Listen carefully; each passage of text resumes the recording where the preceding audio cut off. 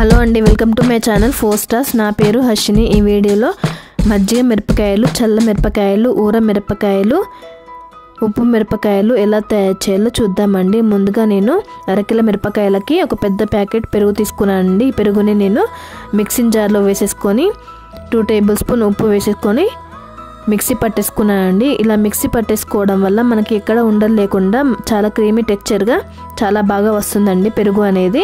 Beater ఉన్న వాళ్ళు బీటర్తో అయినా బీట్ చేసుకోవచ్చు, కానీ ఉండలుగా లేకుండా చూసుకోండి. అందులో కొంచెం వాటర్ కూడా యాడ్ చేసుకోండి. ఒక చిన్న గ్లాసు వాటర్ యాడ్ చేసుకోండి. ఈ పెరుగుని, ఈ మజ్జిగని పక్కన పెట్టేసుకోండి. ఇక్కడ నేను అరకిల మిరపకాయలను తీసుకున్నానండి. మిరపకాయలు ఎప్పుడు కూడా లావుగా ఉండాలి, పొడవుగా ఉండాలి, కారం లేకుండా చూసేసుకోండి. తొడుమలు తీసేసుకోవద్దండి, అలాగే ఉంచేసుకోవాలి. వీడియోలో చూపిస్తున్నట్లుగా ఈ విధంగా మిరపకాయల్ని మంచిగా కడిగేసుకోవాలండి.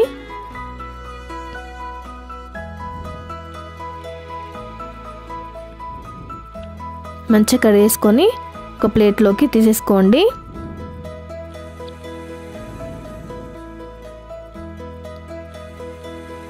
ఈ మిరపకాయల్ని ఒక మాప్కిన్ వేసి ఫ్యాన్ కింద ఒక 15 నిమిషాలు ఆరనివ్వండి. ఆరిన తర్వాత మిరపకాయలన్నిటినీ కూడా మధ్యలో ఒక ఘాట్ పెట్టేసుకోండి. చాకుతో ఒక ఘాట్ పెట్టేసుకోండి. కారం ఎక్కువ తినేవాళ్ళు గింజలు ఉంచేసుకోండి. కారం తక్కువ తినేవాళ్ళు మాత్రం వీడియోలో చూపిస్తున్నట్లుగా ఈ విధంగా గింజలన్నీ కూడా తీసేసుకోండి.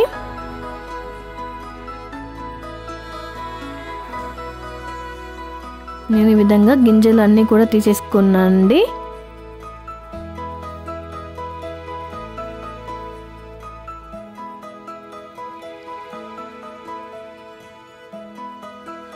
ఇలా తయారు చేసుకున్న మిరపకాయలన్నింటినీ కూడా మనం తయారు చేసుకున్న మజ్జిగలో వేసేసుకోవాలండి. ఈ మిరపకాయలన్నీ కూడా మునిగేలా చూసేసుకోండి.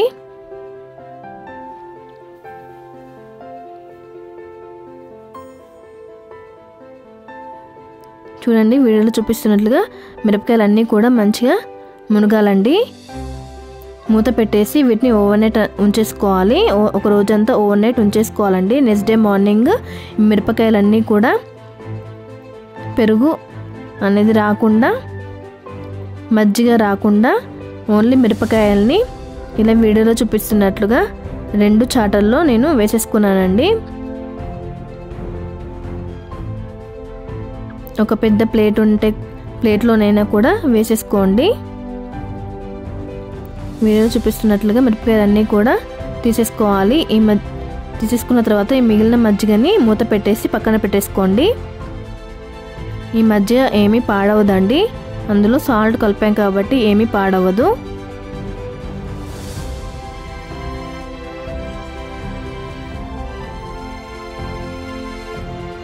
ఇలా మునిగిన మిరపకాయలన్నీ కూడా నేను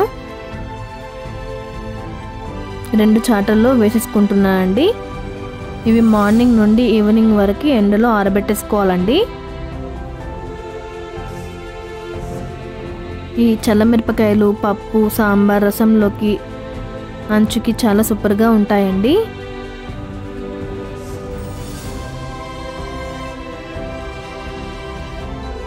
ఇవి ఎండలో ఆరాలి కాబట్టి ఎండ ఎక్కువగా ఉన్నప్పుడు చేసుకోవాలండి. ఇవి సంవత్సరం వరకు నిల్వ ఉంటాయండి.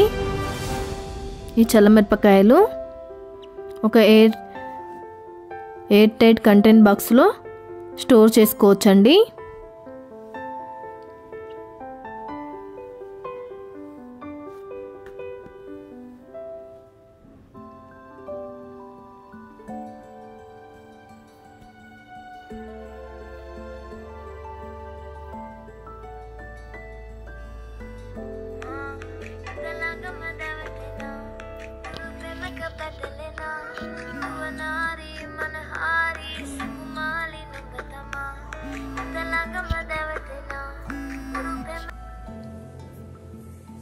చూడండి, ఒక రోజులోనే మనకి చాలా బాగా ఎండిపోయాయి. వీటిని 3 డేస్ మనం పెరుగులో ముంచి మళ్ళీ ఎండకి వేసేసుకోవాలండి. ఇలా 3 డేస్ పెరుగులో ముంచి ఎండకి పెట్టేసుకోవాలి. మళ్ళీ ఇలా 3 డేస్ చేయాలండి. 3 డేస్ తర్వాత మనం వారం రోజులు ఎండకి పెట్టేసుకోవాలండి. ఈ మజ్జిగ అంతా కూడా మిర్చిలు అంతా కూడా పీల్చుకుంటాయి. వారం రోజులు మనం ఈ మిరపకాయల్ని పెట్టేసుకోవాలి. ఎండలో పెట్టేసుకున్న తర్వాత వారం తర్వాత మనకి మిరపకాయలు రంగు చేంజ్ అవుతుందండి. మనకి చల్ల మిర్చిలాగా రెడీ అయిపోతాయి.